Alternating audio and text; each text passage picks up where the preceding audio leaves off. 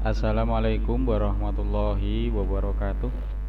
Selamat pagi, selamat berjumpa kembali dengan saya untuk terus menyimak video-video pembelajaran IPS dalam rangka pembelajaran daring. Untuk anak-anakku kelas 7, siswa-siswi MTS Metaluda Maguan Kalau Rembang, perlu saya ingatkan untuk anak-anak bahwa untuk video-video yang kemarin yang belum menyimak, mohon untuk segera menyimak. Karena itu untuk kita gunakan menjadi salah satu bentuk penilaian dan absensi, sehingga nanti tidak ada kendala dalam menentukan nilai kenaikan kelas ya. Oke, kita mulai saja langsung untuk pembelajarannya pada pertemuan kali ini. Ini juga merupakan bagian materi yang terakhir untuk menjelang pembelajaran atau penilaian tengah semester genap. Untuk kali ini saya akan menjelaskan tentang bentuk-bentuk pasar ya. Oke, kita mulai saja. Setelah mempelajari bab ini, nanti siswa diharapkan mampu untuk yaitu mengidentifikasi arti pasar dalam ekonomi. Jadi anak nanti akan saya ajak untuk mengerti tentang apa itu pasar.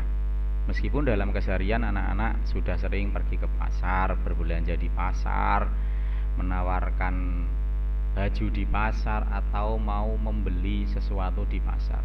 Tetapi nanti kita akan lebih spesifik untuk mengidentifikasi tentang arti pasar ya. Kemudian di samping memahami arti dari pasar, nanti anak-anak diharapkan mampu untuk mendeskripsikan jenis-jenis pasar dalam perekonomian. Jadi jenis-jenis pasar nanti kita pahami bersama-sama ya. Jadi nanti kita akan memahami tentang satu, pengertian pasar, dan yang kedua tentang jenis-jenis pasar. Oke ya.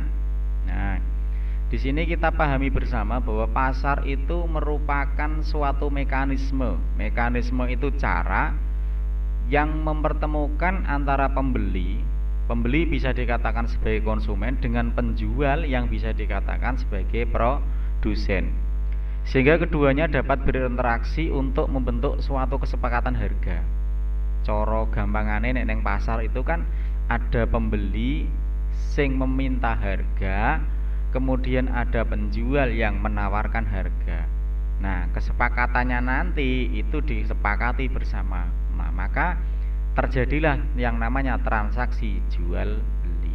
Nah, pasar itu adalah tempat bertemunya antara pembeli dan penjual, sehingga antara pembeli dan penjual itu bisa menentukan suatu harga atau kesepakatan harga. Itu sudah bahas kita kemarin pada harga pasar ya, sudah kita bahas. Nah, sudah paham nggih pengertiannya apa arti itu pasar?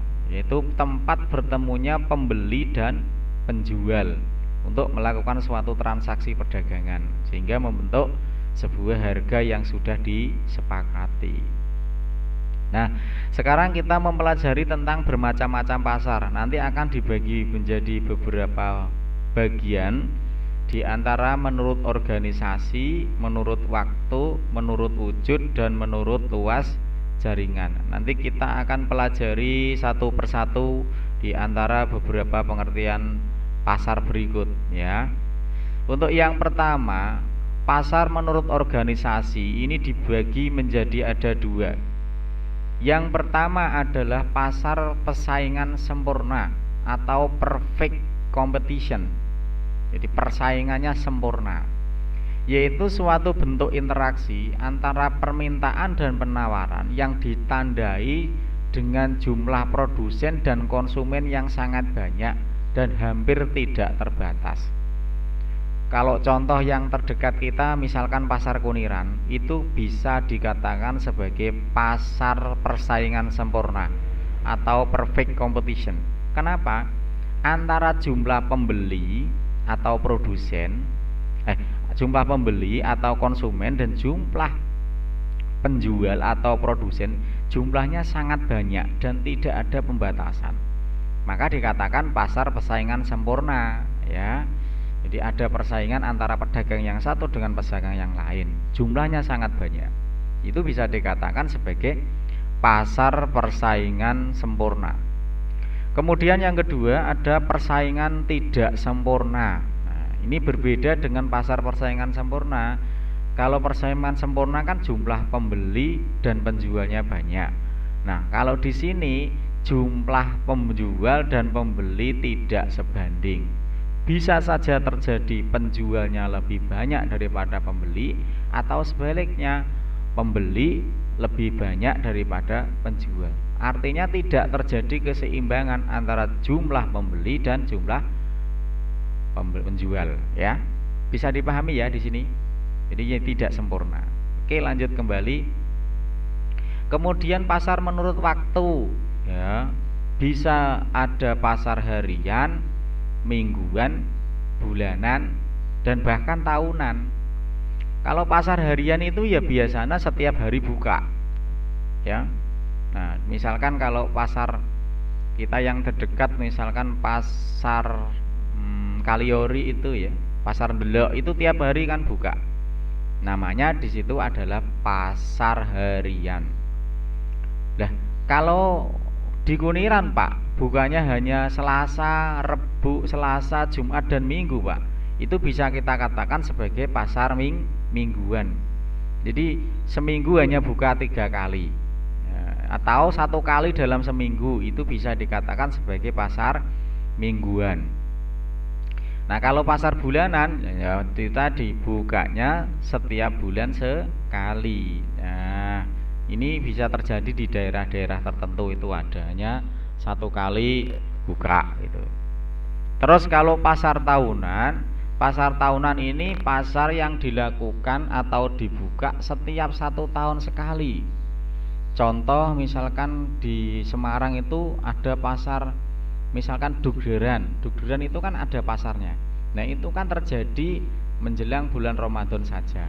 Nah, itu dikatakan sebagai pasar tahunan karena bukanya hanya 1 tahun sekali. Jelas ya? Ini gampang ini kalau menurut waktunya. Yang ketiga menurut wujudnya. Wujudnya itu kelihatan atau tidaknya. Ada pasar konkret dan juga pasar abstrak. Dari istilah di sini kita tahu arti konkret dan abstrak. Konkret itu nyata, kalau abstrak tidak nyata. Konkret bisa dilihat dengan panca indera kita, tapi kalau abstrak tidak bisa. Ya. Kalau konkret itu adalah pasar antara penjual dan pembeli bisa bertemu dengan secara langsung untuk melakukan transaksi jual beli. Contoh lagi pasar Kuniran itu merupakan pasar konkret. Karena di situ jelas pasarnya, jelas pembelinya, jelas penjualnya, di mana keduanya bisa bertemu. Ya. Terus kalau pasar abstrak, ini penjual dan pembeli tidak bertemu secara langsung. Ya. Artinya barang yang ditawarkan pun hanya berupa contoh. Misalkan melalui HP, melalui televisi atau melalui surat. Nah, bentuk nyata pasar abstrak ya misalkan kalau kita membeli barang secara online, ya, pasar online itu merupakan pasar abstrak. Kenapa? Karena di situ penjual dan pembeli tidak bertemu secara langsung. Nah, penjual hanya menawarkan melewat HP misalnya. Nah, itu dikatakan pasar abstrak. Ya, sederhana ya, gampang ini. Kemudian pasar menurut luas jaringan distribusi atau menurut pemasaran ya. Ini bisa dikatakan dengan menurut luas pemasaran. Jadi biasanya kan para penjual itu mempunyai wilayah atau jaringan distribusi. Nah, ini bisa meliputi pasar lokal, ini bukan pasar ya. Pasar lokal artinya menjual barang-barang hanya untuk masyarakat sekitar. Ya. Kemudian ada pasar daerah. Ini menjual hasil produksi pada daerah tertentu, hanya kawasannya satu daerah, misalkan 1 kabupaten, ya, atau 1 kecamatan, atau 1 provinsi. Nah, di situ merupakan pasar daerah. Kemudian kalau pasar nasional di sini kita lihat adalah memperdagangkan barang konsumen meliputi seluruh wilayah negara, tetapi masih dalam satu negara. Ya, misalkan pasar sawit yang ada di Kalimantan, itu pembelinya kan orang seluruh Indonesia, tapi bukan dari luar negeri. Nah, di situ masih termasuk merupakan pasar nasional, ya. Kemudian pasar internasional ini cakupannya adalah dunia internasional. Artinya barang yang diperdagangkan kepada konsumen ini meliputi dunia internasional. Jadi lintas antar negara. Oke? Gampang ya? Ya. Ini adalah pasar internasional. Jadi menurut jaringannya ada lokal, daerah, nasional, dan pasar internasional. Jadi sederhana saja. Sampai di situ anak-anak gampang sekali untuk pembelajaran pasar, memang sangat sedikit.